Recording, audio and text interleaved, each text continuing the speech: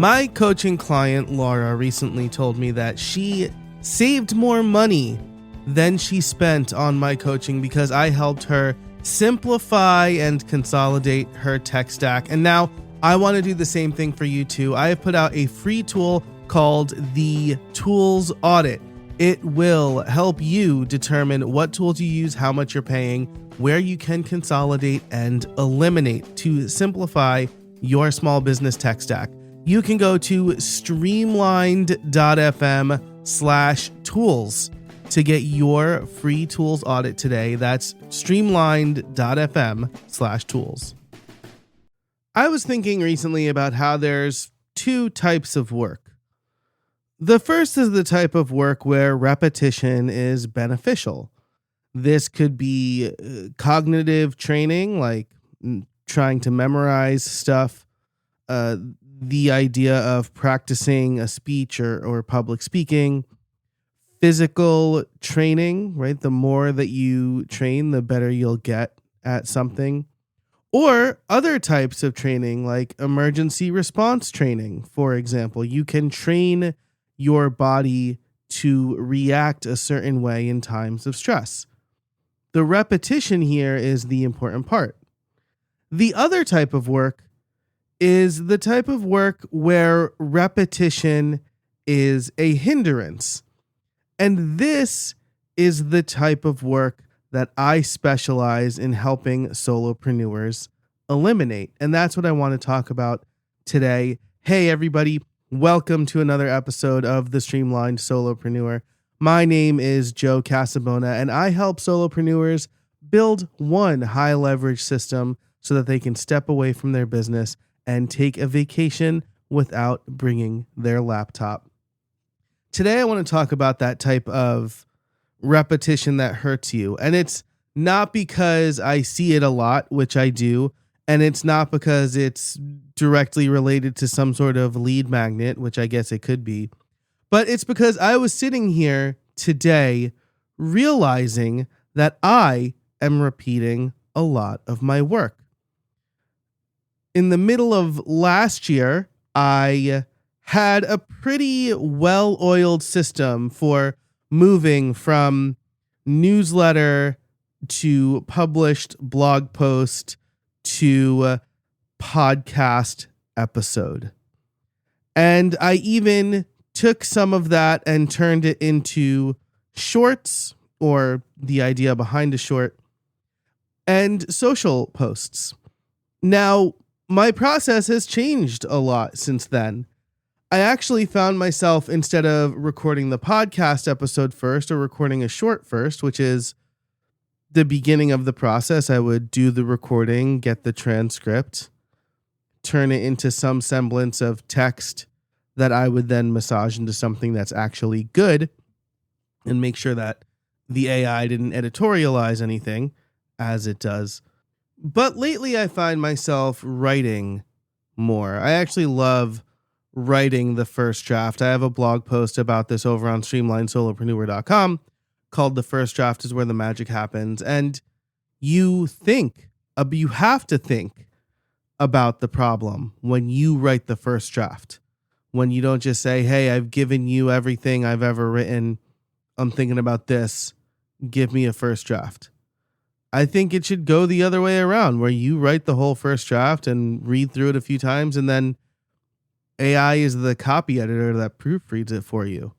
But that's not really what this is about. What this is about is how I got into repeating myself too much. And so I would go from recording a podcast episode or recording a short where I have a really good system and process in place for that, because my VA does all the publishing of that stuff. And so I need to make sure everything is in there.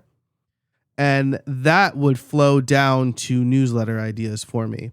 And so I had this really good interconnected system for, oh, here's the content I've published or I have coming out. What of this content will make a good newsletter? I find myself now writing the newsletter first and then going, oh, this newsletter would probably make a good podcast episode. Except I like writing in Obsidian. And so my process for writing is I write in Obsidian, I copy and paste it into my copy editor in Google Gemini. It tells me the spelling mistakes. I say, is that really, really all of them? And it's like, no, I found some more. We don't argue because we don't argue. You can't argue with an LLM. But it points out things that I think are wrong. Anyway, I take the feedback that I think is worth taking. And then I publish it to Streamline Solopreneur. And I copy it into ConvertKit to send. But it's not making it to my newsletter tracker anymore. And so when I go to look for ideas for episodes, now I need to think, have I published an episode about this newsletter already? Which means I'm going through and searching the site and searching my drafts and searching the upcoming scheduled episodes. And that's too much repetition. There should be a button in Notion that says turn this newsletter into a podcast episode. And then it automatically copies it into my podcast planner. Or a way for me to say, this episode is based on a newsletter and associate them. But because I'm not putting my newsletter into Notion, back into Notion anymore, I'm losing that step. Now, before I get to a solution to this problem, I also want to highlight another place where I'm repeating stuff, and that is around workflow and automation quizzes. If you've been following me on social or you are on my newsletter, you'll know that I have been struggling to really nail down my positioning, my value proposition, my surprising, transformative promise. And it's really largely been around, I'm going to help you bend the will of your tech, or help you build better automations, convert your duct tape systems to a well-oiled machine, whatever, right? Too many things that I wasn't really sold on. Plus my wife said she didn't like the bend tech to your will thing. Which I put it to a vote across socials and LinkedIn, and it was like pretty even split on the two that I put out there. I say pretty even, it was even split. So no help whatsoever. Then I was talking to my friend Justin Moore, and he brought something up that a few other people have brought up to me, but in a slightly different way. He said, why don't you focus on building one high leverage system? And in previous conversations, you should focus on a content system or a CRM sort of system, right? Be the content system guy or the CRM system guy. And I didn't really love that because I feel like my skills can be applied to all of that, and I can help people where they need to be helped, right? It's almost like telling a general contractor, you should only tile kitchen floors when they can do a lot more than that, and people probably want to hire them for a lot more than that. But Justin recommended have a quiz, right? Have a advanced quiz, right? Where people take it, and then based on their results, I recommend the one high leverage system I build them. And I love this idea. And so I started to think through what the quiz would look like. And I already have an automations quiz, right? You can take that over at casabona.org/quiz. And it's 4 questions. And then based on the answers to those 4 questions, I send you some Zapier automation recommendations. But the problem with that quiz is that it's really easy for somebody to pick too many different answers, and then we don't have anything narrowed down. However, I do have a Google form, and this is where the repetition comes in, because I was like, I can rebuild this from scratch and come up with more questions. And I realized I already did this, and I'm actually working with Charlotte Crowther on my signature framework that is largely based on this form. And that form is way more advanced and it's not automated in any way. I would review the results, and that's fine by me. I don't think everything needs to be automated. I think that the human still needs to be somewhere in the business. But I have this Google form that I can send to people who are interested. And then based on their answers, which is a combination of long form and short. Now, I could probably have AI like read the form results and pull out the language and blah de blah. And then I could tell it to route it to one of 4 different ways. But I don't want to do that right now. The whole point is that I started to build a thing that I have thrice built previously. And it's because I don't have a good system in place for this quiz stuff. Part of it is I feel like I'm jumping around too much. I feel like I've been thrashing a little bit, right? If you're unfamiliar with the term of thrashing and competitive gaming, especially like video games, it's like random lack of strategy, just trying a bunch of stuff. And it's really frustrating and usually doesn't get you anywhere. And I feel like I've been doing that lately, and it's hard to build a system when there is no strategy and when you're just trying a bunch of stuff. Sometimes you do need to try stuff. I don't think I've completely wasted my time over the last couple of months, but it also means that I'm not documenting things well, which gets me to the solution for not repeating stuff, right?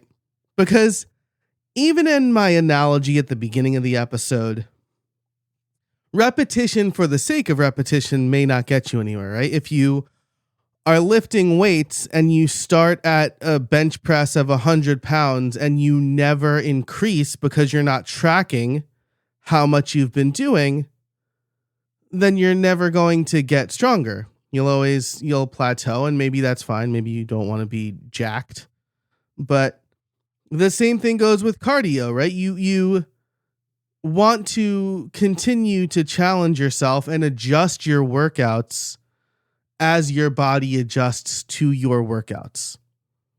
So tracking, documenting is the important bit here. When you are creating content or creating forms or opt-ins, you really should have a system where you're keeping track of everything. So what are my solutions for this? Well, I'm going to turn to Notion because I do basically everything in Notion. And there are 2 options for me. The simplest would be to start writing my newsletters in Notion. My VA is already there, so she can start publishing my newsletters and blog posts if she wants. And then I could easily associate the newsletter with a podcast episode. Or, because my toxic trait is over-engineering, and I really, really, really like writing in Obsidian, I could set up a Zapier automation to watch my newsletter. I'm actually already doing this to capture feedback. And then take the published work and send it to Notion. I should probably do the former. My philosophy of the fewest links is important. I could also just copy from Obsidian into Notion. Or, if I could probably do something else. But Notion should be where it lives without having any sort of automation. So that's the solution to the problem. And I have to commit to that, right? Just like when you run a half marathon or a marathon, you need to commit to the training. You do have to commit to the system. With my lead magnets, similarly, I'm going to create a Notion database of all of my lead magnets. I think this is something I should have been doing anyway. Like when you have a bunch, you should keep track of them. You should maybe categorize them into what type of content or where it makes sense to promote them. And you could also track the efficacy of them, right? I had a lead magnet for years that was just not good, but I wasn't really tracking any of that stuff. So I'm going to have a simple Notion database that has like the name of the lead magnet and where to find it and what it does, and just have the links there. And that'll be step one in trying to repeat less of my work. So the big problem in business, repetition could be a big hindrance. And the solution is set up a system in place so that you can easily reference the work that you're doing. Now, for you, it might not be Notion, right? Maybe it's a Google Drive folder, right? If you have Google Forms, I think those forms all can show up in a Google Drive. All of your writing can be in Google Drive. Heck, if I wrote in Google Drive, I could actually probably automatically send it to ConvertKit for publish or whatever. So like, find the system that works right for you, but document what you're doing and keep track of what you're doing. Okay, that's it for this episode of Streamlined Solopreneur. I hope you enjoyed it. You can find links to everything I talked about below or over at streamlined.fm. Let me know what you think. Send your feedback to streamlinedfeedback.com. If you are worried about repeating your work, or maybe if you have tools that overlap, and so you're performing repetition by paying for too many tools, check out my tools audit over at streamlined.fm/tools. Thanks so much for listening. And until next time, I hope you find some space in your week.